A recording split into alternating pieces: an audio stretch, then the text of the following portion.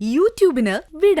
സൂര്യയിലെ എല്ലാ പരമ്പരകളും സംരക്ഷണത്തിന് ശേഷം തികച്ചും സൗജന്യമായി സൺ നെക്സ്റ്റ് ആപ്പ് ഡൗൺലോഡ് ചെയ്യൂ. കണ്ടാസ്വദിക്കാം നിങ്ങളുടെ പ്രിയ പരമ്പരകൾ. അവിടെ ചെന്നപ്പോ അവനെല്ലാം മറന്നു. അവൾ അവനെ പിടിച്ചു മാറ്റിയിട്ട് ആ കസേരയിൽ കയറിയിരുന്നു. എന്ത് അഹങ്കാരം അവള് കാണിച്ചത്! ചേച്ചി ഒന്ന് ആലോചിച്ച് നോക്കിയേ, അവൾക്കിരിക്കാനുള്ളതാണോ ആ കസേര? അവനിത്തിരി ബുദ്ധിക്ക് കുറവുണ്ടെന്ന് കരുതി അവള് കയറി ഇരിക്കാൻ പാടുണ്ടോ? അവളുടെ ഇരിപ്പ് കണ്ടില്ലേ? ചേച്ചിയുടെ മോൻ ഇനി അവളുടെ ആയിട്ട് അവിടെ നിൽക്കും. അവൾ അവിടെ കയറി ഇരുന്നിട്ട് അവനെ അടുത്ത് നിർത്തിയിരിക്കുന്നത് കണ്ടോ? അല്ലേലും ഇത് ഇങ്ങനെയേ സംഭവിക്കൂന്ന് എനിക്കറിയായിരുന്നു. ഇക്കണക്കിന് പോയാ അവള് രൂപേഷിനെ അടിമയാക്കി കൊണ്ട് നടക്കും. ചേച്ചിക്ക് ഞാൻ പറയുന്നത് ചിലപ്പോ ഇഷ്ടപ്പെട്ടൊന്നും വരില്ല. ഇതെല്ലാം അവളുടെ തന്ത്രങ്ങളാ. അല്ലെങ്കിലേ രൂപേഷ് ചേച്ചിയോടൊന്ന് വിളിച്ചു ചോദിക്കാത്തത് എന്താ? ഒരു മൊട്ടുസൂചി എടുക്കണമെങ്കിലും ചേച്ചിയോട് ചോദിച്ചിട്ട് ചെയ്യുന്ന രൂപേഷ് ഈ കാര്യം മാത്രം എന്താ ചോദിക്കാത്തത്? ചേച്ചി എന്താ ഒന്നും പറയാത്തെ? ദർശന ചെയർമാന്റെ സ്ഥാനത്തിരുന്നെങ്കിൽ അതിനിപ്പോ എന്താ കുഴപ്പം? അത് നല്ലതല്ലേ?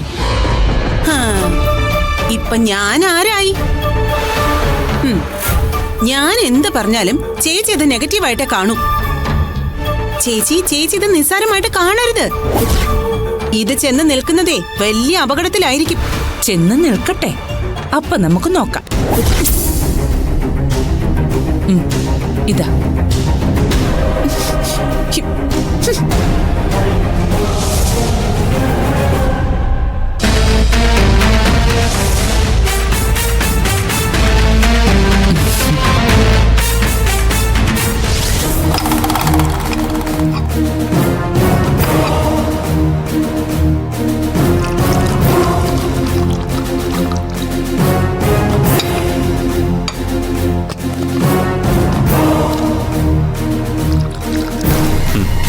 കുടിക്ക് സാറേ.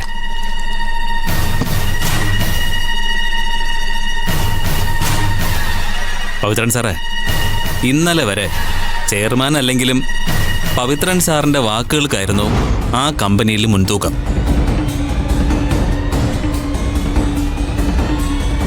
സാറേ, ഇപ്പോ സാർ അവിടെ ഒരു സാധാരണ സ്റ്റാഫിനെ പോലെ ഇരിക്കുന്നത് കാണുമ്പോ എന്റെ ഉള്ളിൽ ഒരു പിടച്ചില്ല. സാറ് കഴിക്കേ.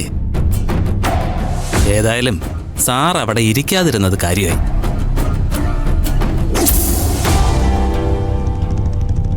ചില സ്റ്റാഫുകളൊക്കെ നനഞ്ഞ പൂച്ചയെ പോലെ ഇരിക്കുന്ന സാറിനെ നോക്കി കളിയാക്കി ചിരിക്കുക. കഴിക്കു സാറേ.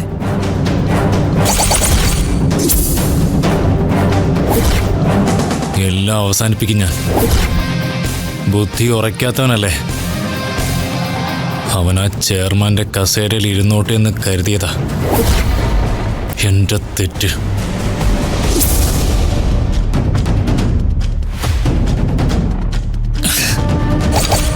സാർ, രൂപേഷ് സാർ ആ കസേരയിലിരുന്ന നമുക്ക് കുറച്ച് കാര്യങ്ങൾ ചെയ്യായിരുന്നു. അവൻ അവളെ പിടിച്ച ആ ചെയർമാന്റെ കസേരയിൽ ഇരുത്തോന്ന് ആരെങ്കിലും കരുതിയോ?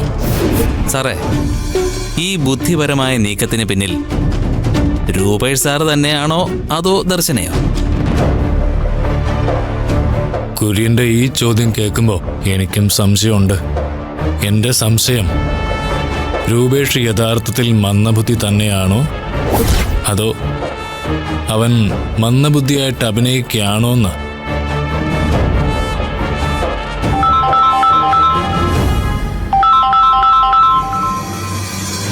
സർ, ഗിരിജ മേഡമാ.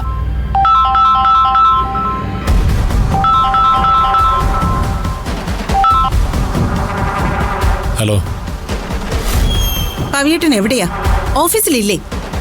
ഇല്ല, ഞാൻ ഓഫീസിലില്ല. ചെയർമാന്റെ കസേരയെന്ന് അവളെ വലിച്ച് താഴെ ഇടാനുള്ളപ്പോ എവിടെ പോയി കിടക്കുന്നേ? ഇപ്പൊ എവിടെയാണെന്ന് പറ. ഞാൻ കുറച്ച് ദൂരെ. സ്ഥലത്തിനെന്താ പേരില്ലേ?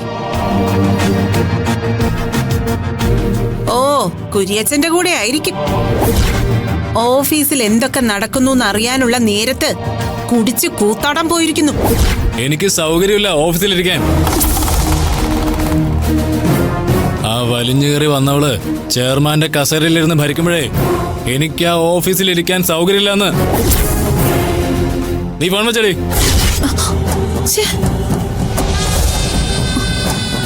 നീ ഒന്നുകൂടെ ഒഴിച്ചേ.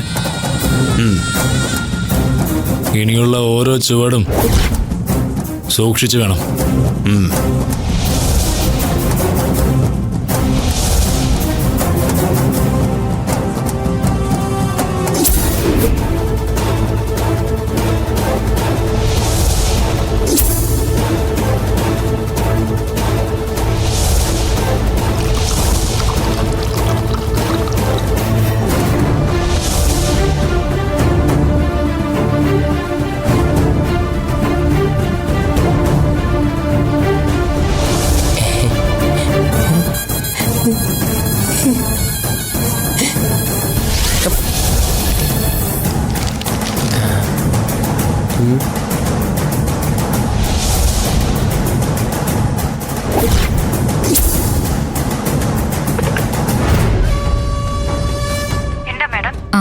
ഒന്നകത്തേക്ക് വരൂ.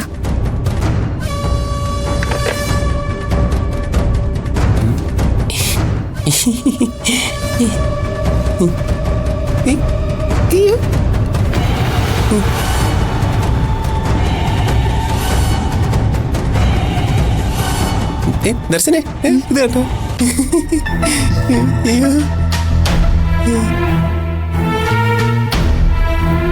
എന്താ മാഡം? മുഴുവൻ സ്റ്റാഫുകളുടെയും ടാക്സ് സ്റ്റേറ്റ്മെന്റ് ഇതിൽ കാണുന്നില്ലല്ലോ. എല്ലാ സ്റ്റാഫുകളും ആന്റിസിപ്പേറ്ററി ടാക്സ് സ്റ്റേറ്റ്മെന്റ് തന്നിട്ടില്ലേ എന്നാ ചോദിച്ചത്. മാഡം, ആ സെക്ഷൻ കൈകാര്യം ചെയ്യുന്നത് പവിത്രൻ സാറാണ്. അങ്ങനെയാണെങ്കിൽ പവിത്രൻ സാറിനെ ഒന്ന് വിളിക്ക്. ആ ശരി മാഡം. അയ്യോ, ഇതെന്തൊക്കെ ഭാഷയായി പറയുന്നത്?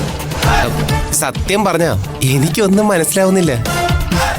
ചില വാക്കുകൾ കേൾക്കുമ്പോഴേ തൊണ്ടയിൽ മുള്ളു കുടുങ്ങിയാണൊക്കെ തോന്നുന്നത്. ഇതാ ഞാൻ പറഞ്ഞത്, ഈ കസേരയില് ദർശനം ഇരിക്കുന്ന നല്ലതെന്ന്. രൂപേഷേട്ടാ, ഇതിലൊന്നും ഒരു കാര്യമില്ല. ഓരോന്നോരോന്നായിട്ട് പഠിച്ചെടുത്താ മതി. ഈ മാസം TDS കൊടുക്കാനുള്ളതാ. നമ്മൾ എല്ലാ സ്റ്റാഫുകളുടെയും ടാക്സ് പിടിച്ചിട്ട് കൊടുക്കണം. ഒരു പക്ഷേ ടാക്സ് ഇല്ലെങ്കിൽ അതിന്റെ സ്റ്റേറ്റ്മെന്റ് എഴുതി വെക്കണം. മാഡം, പവിത്രൻ സാറിനെ വിളിച്ചില്ലേ? സോറി മാഡം, സാറ് ക്യാബിനിലില്ല. മറ്റേതെങ്കിലും ക്യാബിനിലുണ്ടാവും, ചെന്ന് നോക്കൂ. ഞാനിവിടെ എല്ലായിടത്തും നോക്കി മാഡം. സാർ ഇവിടെ എവിടെയും ഇല്ല. സാർ പോയെന്നാ തോന്നുന്നത്. കുരേഷിനോടൊന്ന് വരാൻ പറയൂ. കുര്യച്ചനും പവിത്രൻ സാറും ഒന്നിച്ചാ പോയിരിക്കുന്നത്. ശരി, നിങ്ങൾ പോയിക്കോളൂ. ശരി മാഡം.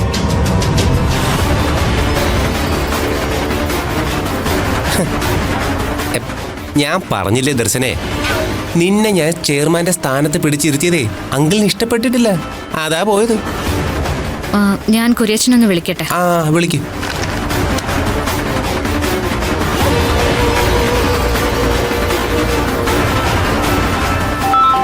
ഓഫീസിൽ നിന്നാ പുതിയ ചെയർമാൻ ദർശന മാഡം.